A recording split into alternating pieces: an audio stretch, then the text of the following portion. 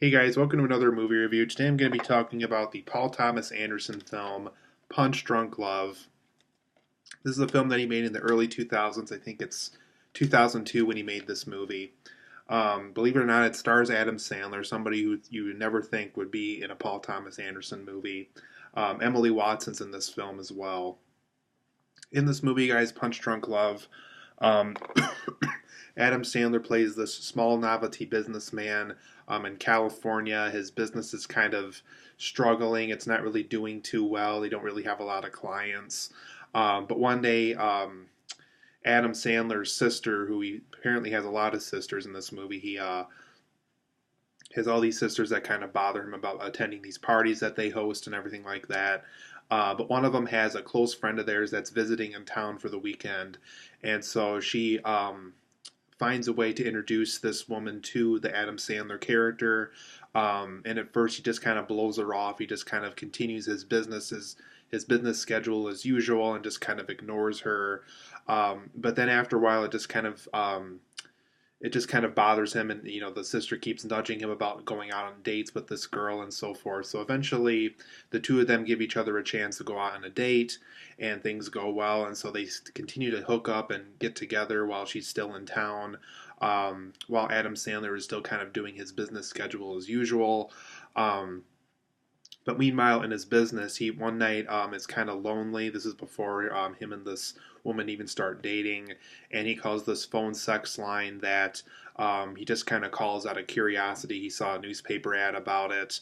At first, it really doesn't turn into anything, but what's kind of suspicious is first is they want his credit card number and his social security number and all these things that you should never answer over the phone. And he uses, he had to give him this information just to use this service line that he called. And that eventually turns into them kind of continually stealing his money off of his credit card account. So he has to figure out who's doing this, who exactly is linked to this business that he thought he called that really isn't the business that he thought it was. So he has to figure out who this is and who's responsible, and who this woman was that he was talking to, and who her supervisor is with all this. So there's a lot of stuff going on within his, newfound relationship with this scam that he got involved with that he has to figure out. That unfortunately is not even in his state, so he has to go to a different state to figure this out. And he has a business to run because he's a businessman. So this guy has a lot of stuff going on. So all this is happening while he's dealing with this credit card scam and his business and this new relationship. So there's a lot of things going on in this movie, and this poor guy who is kind of socially awkward to begin with has to deal with all of this all at one point in his life, and it just gets very crazy for him. And throughout the movie, he has to figure out how this relationship can work, and how this, how he can get out of this credit card scam and so forth. So all of this happens within the story of Punch Drunk Love. So overall, guys, I like this movie. I actually really liked this movie. I thought there's a lot of elements in this film that worked very well. Paul Thomas Anderson is a director that I've always admired, even if his films don't completely work with me. For example, I'm not the biggest fan of There Will Be Blood. I know a lot of people really like that movie, but for me personally, it kind of rubbed me the wrong way. But other films like Boogie Nights and The Master and now this movie, they all kind of work in their own unique, special way.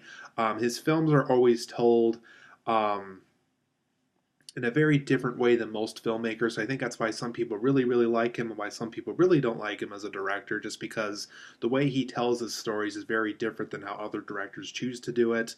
But for going into my positives and negatives of Punch Drunk Love, I thought the narrative of this film was very unique. I like how for the most part, this narrative is mostly about just us following this guy around and kind of taking in all this new experiences with him as far as how to get rid of a credit card scam, how to deal with this relationship that he's really not too familiar with. It just, like I said, it's mostly a narrative where we follow this guy around, kind of figure out his life, figure out how he goes about things. We kind of figure out how his thinking process works, how he sometimes really doesn't think about things while thinks about other things a lot. So I liked the narrative of this film. I thought it was very unique. Another unique aspect of this movie that I really appreciated was I liked how personal some of the camera panning was in this movie. I liked how it was very much about just kind of us following the Adam Sandler character around. If he's taking a seat on a couch while talking on the phone, or walking in the kitchen and back and forth between that and his living room and so forth. I like how the camera is very much in focus on this character. It's about experiencing the situation the way that Adam Sandler is experiencing it. If he's sitting on the couch or walking in the kitchen, the camera follows him around while he's doing all this. That's not like a stationary shot of him doing all this between all this, going in and out of camera a lot. Paul Thomas Anderson is very good about following him around, and it works very well in this movie. It's a very personal point of view that Paul Thomas Anderson used to shoot this movie with. I also liked how complex the Adam Sandler character was. I thought Adam Sandler gave a performance that I really haven't seen from him before, and unfortunately, we really haven't seen him do other roles like this in the future after this movie, or even now anyway. So I liked how complex the character was. I like how there's parts of him that are normal, there's parts of him that are very not normal. And there's a lot of parts about him that are complex enough where you can see a little bit of normal, a little bit of insanity, and a little bit kind of his own little unique little personality. So I liked how complex the character was, and I thought it was a very good performance out of Adam Sandler. I also liked how unique this love story was. It wasn't just your straight up romance film where a guy and a girl meet, they fall in love, and then that's the end. It really was about kind of how difficult it was to get things up and going, how it really took the Emily Watson character a lot of guts and nerve to finally go up and talk to Adam Sandler, and it took a lot of guts and persuasion for him to kind of call her up or to meet up with her somewhere to go out on a date with her and so forth. So I liked how challenging and complicated their forming of their love relationship was in this movie. So I liked how unique the love story was in this movie. And going back to that camera panning strategy that Paul Thomas Anderson uses in this movie, I like how this film's very much about just us following Adam Sandler's character around, and that kind of is the story of this movie. Like I was telling about what's the synopsis from earlier. It's not really an easy film to explain, but I think Paul Thomas Anderson makes up so much for it by just allowing the film to follow this character around, for us to get to know him and to feel and experience this story while he's experiencing it. So I like how the film is very much just focusing on us following this character around, and we experience the story the same way that he does. I also thought this film had a unique use of both romance and comedy. It's not just straight up romance or straight up comedy, and it's not even exactly a romance comedy. But when it does have romance, when it does have comedy in the movie, I like how Paul Thomas Anderson is like, hey, here's a joke, now it's a comedy. Hey, here's a love moment, it's a romance story now. I liked how whenever there was romance and comedy, they kind of have their own little special situation and moment to apply that subgenre in for this movie, because for the most part it is a drama, I would say. So I liked the unique use of romance and comedy elements that were incorporated into this movie. Also, the use of music was very effective in this film because the Adam Sandler character is very complex. He's not completely normal, but he's not completely off the hook crazy either. I like how the music really added to his complexity, how sometimes he was in situations where he doesn't really quite know how to handle it, or he just kind of temporarily goes crazy and then goes back to normal again.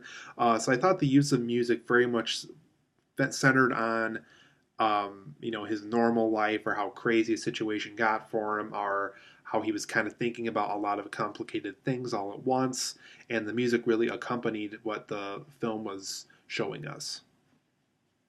But for my negatives of Punch Drunk Love, I thought there was some pacing issues in this movie. There's just a lot of scenes where I feel like Paul Thomas Anderson could have made his point much sooner than he does choose to do it. So as a result, because it is only 95 minutes, unfortunately, it almost feels like a 2 hour or 2.5 hour movie, just because the pacing is very off in this movie in some ways, and in a way that's kind of unique just because it gives us an opportunity to follow Adam Sandler around and see how he's experiencing life and so forth. But as a result, there is some pacing that really could have been improved upon in this movie. I also really never understood why Paul Thomas Anderson wrote the script for Adam Sandler to have all of these sisters. He has like 7 or 8 sisters in this movie. Um, and to be honest, as far as the story is concerned, you really only need like 2 or 3 of them to make the point that they wanted him to be at these big parties and to for one of them to meet up with this friend of hers that he falls in love with. Besides, like maybe 2 or 3 of them that really add anything to the plot at all. I really never got the point why he had to have so many sisters in this movie. It just kind of felt random. It just kind of felt like they had so many people audition for this movie that to allow all of them to be in the movie, they had to be, he had to have all these sisters or something like that. So I've never really understood, even by the end of the movie, why his character was written to have so many sisters. I really felt like it didn't really add anything into the movie. This is also a film where you really have to be patient with it. Without spoiling anything, kind of how Emily Watson and Adam Sandler's character meet. Even that part's not really explained until I would say near the end of the movie, probably. But yeah, there's just a lot of scenes where at first you just kind of really don't understand why things are happening the way they are. But as the film progresses and as characters explain, like, hey, this is why I have this, or why I grabbed this, or why I'm doing this. It's a film where you just really have to be patient with it because, you can truly judge it by the end of the movie. And, kind of how I pointed out with him having too many sisters. There's just certain things in the movie where it's like, well, why is that the way it is, and so forth. So it's just a film where if you're patient with it, it's rewarding. But if you're not so patient with it, you probably won't enjoy it as much as I did or some other Paul Thomas Anderson films fans did with this movie. So if you're patient with it, it's rewarding. If you're not so patient with it, it's not so rewarding. So Punch Drunk Love, I'm going to give it an 8.5 out of 10. If you like Paul Thomas Anderson, if you kind of like how different and unique his films are, I think it's worth your view and your time and money. I really like the movie. I do recommend it.